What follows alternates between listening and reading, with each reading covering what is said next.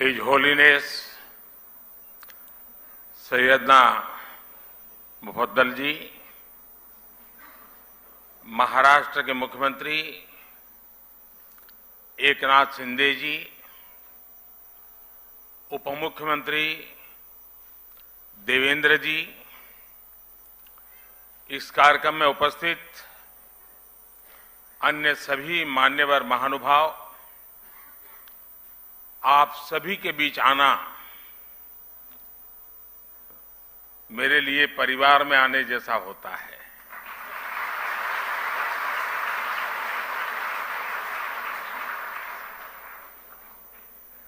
और वो जो मैंने आज आपकी वीडियो देखा, फिल्म देखी, तो मेरी एक शिकायत है और मैं चाहूंगा कि इसमें सुधार कीजिए। आपने बार बार उसमें माननीय मुख्यमंत्री और माननीय प्रधानमंत्री कहा है। मैं आपके परिवार का सदस्य हूं, न मैं यहां प्रधानमंत्री हूं न मुख्यमंत्री हूं।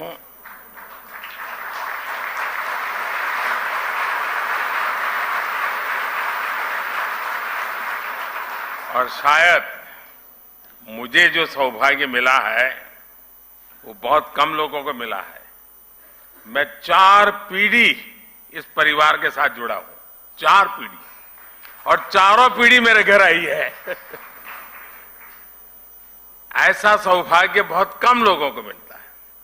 और इसलिए मैं कहता हूं कि फिल्म में जो बार बार मुख्यमंत्री और प्रधानमंत्री है, मैं तो आपके परिवार का सदस्य हूं और हर बार एक परिवार के सदस्य के रूप में आने का जब भी अवसर मिला है, मेरी खुशियां अनेक गुना बढ़ गई है।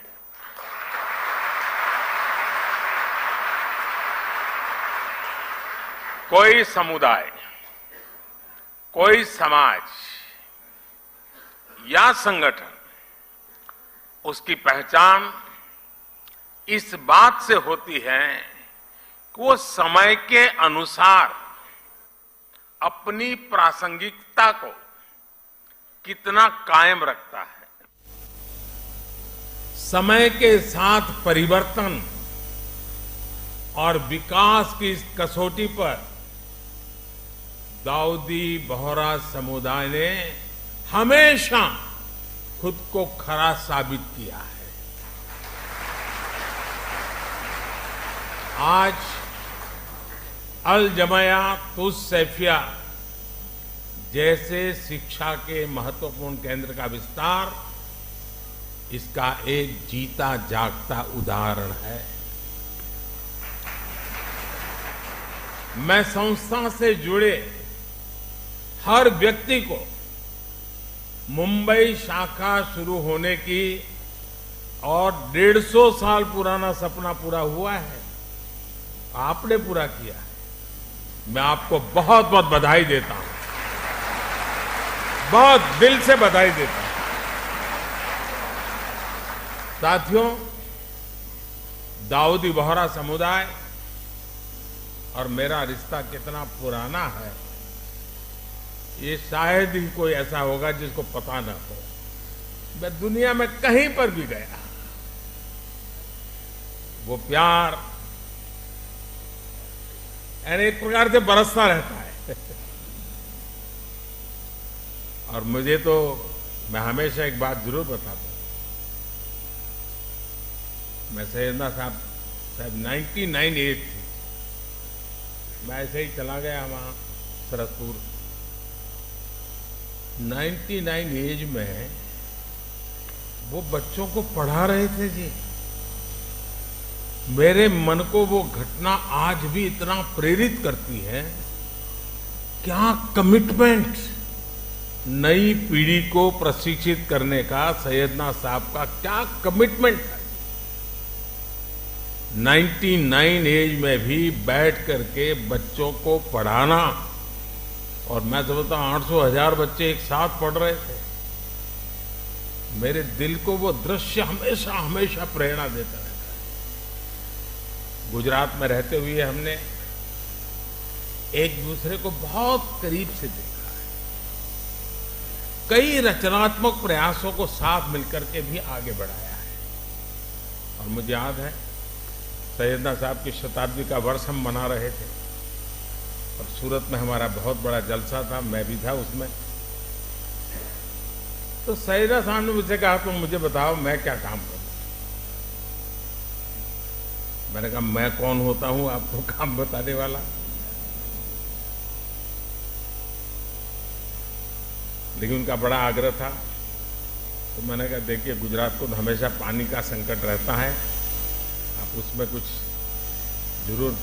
और मैं आज भी कहता हूं उस एक बात को, आज इतने साल हो गए, पानी के रक्षा के काम में आज भी बोहरा समाज के लोग जी जान से लगे हुए, जी जान से लगे हुए। ये मेरा सौभाग्य है।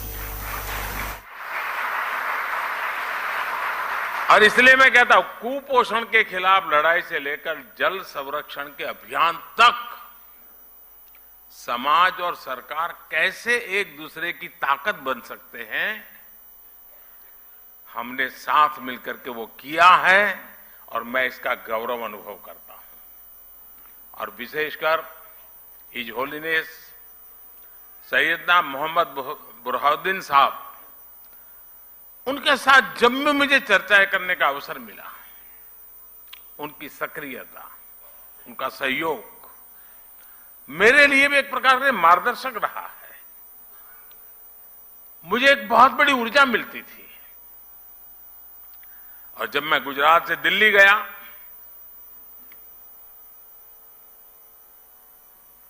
आपने गादी संभाली, वो प्यार आज भी बना हुआ है, वो सिलसिला चलता रहा। इंदौर के कार्यक्रम में his holiness doctor Syedna Mufaddal Saifuddin साहब और आप सब ने अपना जो स्नेह मुझे दिया था, वो मेरे लिए बहुत अनमोल है। साथियों, मैं देश ही नहीं, जैसा मैंने कहा विदेश में भी कहीं जाता हूं तो मेरे बोहरा भाई बहन रात में अगर 2 बजे भी लैंड किया है तो 2-5 परिवार तो आए ही है एयरपोर्ट पे। मैं उनको कभी कहता हूं इतनी ठंड में आप क्यों कष्ट उठाते हैं, नहीं बोले आप आए हैं तो बस हम आ गए। वो दुनिया के किसी भी कोने में क्यों ना हो, किसी भी देश में क्यों ना हो, उनके दिलों में भारत की चिंता और भारत के लिए प्रेम हमेशा दिखाई देता था।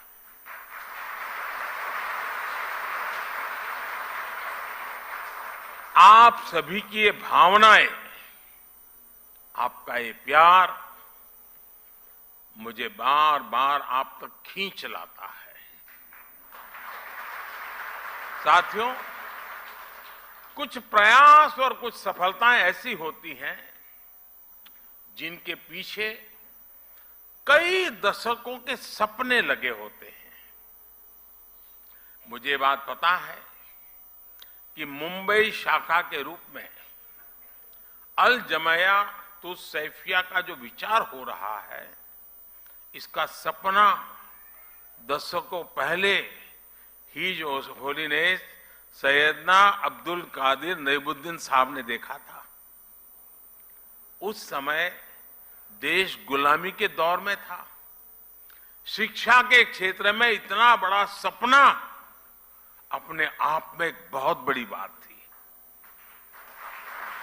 लेकिन जो सपने सही सोच से देखे जाते हैं, वो पूरे होकर के रहते हैं। आज देश जब अपनी आजादी के अमृतकाल की यात्रा शुरू कर रहा है, तो शिक्षा के क्षेत्र में बोहरा समाज के इस योगदान की अहमियत और भी बढ़ जाती है। और जब आजादी के 75 साल की याद करता हूं तो मैं एक बात का जिक्र जरूर करूंगा, और मेरा तो आप सबसे आग्रह है कि जब भी आप सूरत जाएं या मुंबई आए, एक बार दांडी जरूर हो आइए।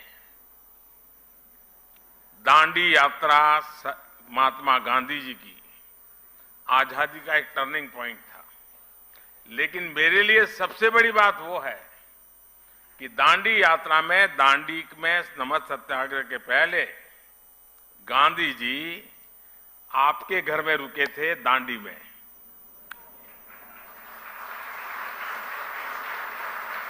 और जब मैं मुख्यमंत्री बना तो मैंने आपसे प्रार्थना की, सैयदना साहब से मैंने कहा, सैयदना साहब मेरे दिल में बहुत बड़ी इच्छा है, एक पल के गंवाए बिना वो बहुत बड़ा बंगलो समुद्र के सामने है बिल्कुल, वो पूरा बंगलो मुझे दे दिया और आज वहां बढ़िया स्मारक बना हुआ है।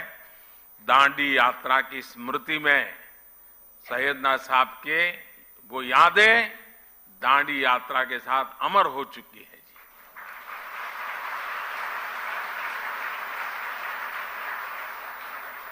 आज देश नई राष्ट्रीय शिक्षा नीति जैसे सुधारों के साथ, यहां बहुत सारे पुराने और आज वर्तमान वाइस चांसलर्स बैठे हैं, मेरे सारे साथी रहे हैं, अमृत काल में जिन संकल्पों को हम आगे बढ़ा रहे हैं, महिलाओं को, बेटियों को आधुनिक शिक्षा के नए अवसर मिल रहे हैं। इसी मिशन के साथ अल जमायातुस सैफिया भी आगे बढ़ रहा है। आपका करिकुलम भी आधुनिक शिक्षा के हिसाब से अपग्रेडेड रहता है और आपकी सोच भी पूरी तरह से अपडेटेड रहती है। विशेषकर महिलाओं की शिक्षा को लेकर इस संस्था के योगदान सामाजिक बदलाव को एक नई ऊर्जा दे रहा है। साथियों, शिक्षा के क्षेत्र में भारत कभी नालंदा और तक्षशिला जैसे विश्वविद्यालयों का केंद्र हुआ करता था।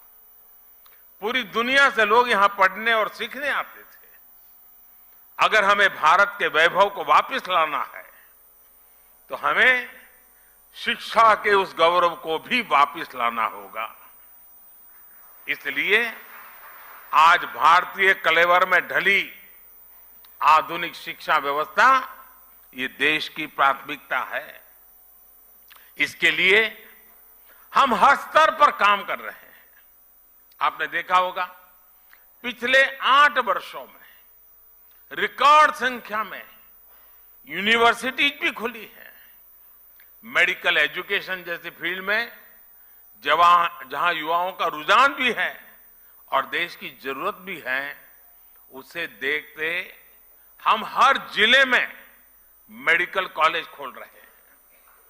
आप देखिए 2004 से 2014 के बीच देश में 145 मेडिकल कॉलेज खोले थे, जबकि 2014 से 2022 के बीच 260 से ज्यादा मेडिकल कॉलेज खोले गए।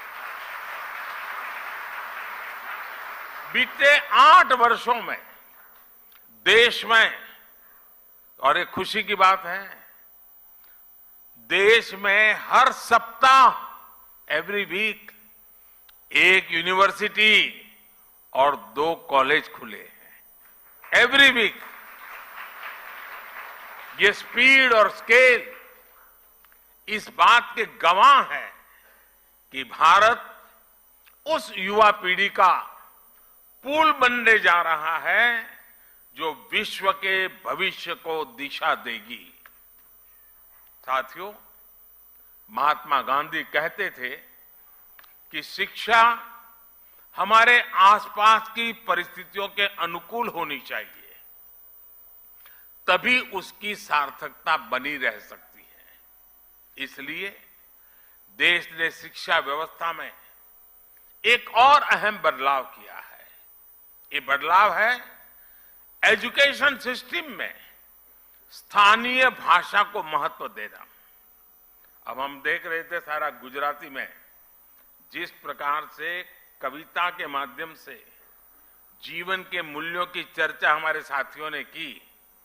मातृभाषा की ताकत, मैं गुजराती भाषी होने के कारण बहुत शब्दों को से ऊपर उस भावना को पकड़ पा रहा था, मैं अनुभव कर रहा था। साथियों, गुलामी के समय अंग्रेजों ने इंग्लिश को ही शिक्षा का एक पैमाना बना दिया था। दुर्भाग्य से आजादी के बाद भी हम उस हीन भावना को ढोते रहे। इसका सबसे बड़ा नुकसान हमारे गरीब के बच्चों को, दलितों, पिछड़ों और कमजोर वर्ग को हुआ। प्रतिभा होने के बाद भी उन्हें केवल भाषा के आधार पर प्रतियोगिता से बाहर कर दिया जाता था। लेकिन अब मेडिकल और इंजीनियरिंग जैसी पढ़ाई भी स्थानीय भाषा में की जा सकेगी। इसी तरह भारतीय जरूरतों के हिसाब से देश ने और भी कई बदलाव किए हैं। पिछले कुछ वर्षों में हमने पेटेंट इकोसिस्टम पर काम किया और पेटेंट फाइल करने को आसान बनाया है। आज आईआईटी, आईआईएससी जैसे संस्थानों में पहले से कई ज्यादा संख्या में पेटेंट फाइल हो रहे हैं। आज शिक्षा के क्षेत्र में बड़े पैमाने पर टेक्नोलॉजी का इस्तेमाल हो रहा है। इसलिए स्कूलों में लर्निंग टूल का उपयोग होने लगा है। अब युवाओं को किताबी ज्ञान के साथ ही स्किल, टेक्नोलॉजी और इनोवेशन के लिए तैयार किया जा रहा है। इससे हमारे युवा रियल वर्ल्ड के प्रॉब्लम के लिए तैयार हो रहे हैं, उनके सॉल्यूशंस खोज रहे हैं। साथियों, किसी भी देश में उसका एजुकेशन सिस्टम और उसका इंडस्ट्रियल इकोसिस्टम दोनों ही मजबूत होना जरूरी होता है। इंस्टीट्यूट और इंडस्ट्री ये दोनों एक दूसरे के पूरक होते हैं। ये दोनों युवाओं के भविष्य की नींव रखते हैं। दाऊदी बोहरा समाज के लोग तो खासकर बिजनेस में काफी सक्रिय भी और सफल भी हैं। बीते 8-9 वर्षों में आपने ईज ऑफ डूइंग बिजनेस की दिशा में ऐतिहासिक सुधारों को देखा है, उसके प्रभाव को महसूस किया है। इस दौरान देश ने 40,000 कंप्लायंसेस को खत्म किया, सैकड़ों प्रावधानों को डिक्रिमिनलाइज किया।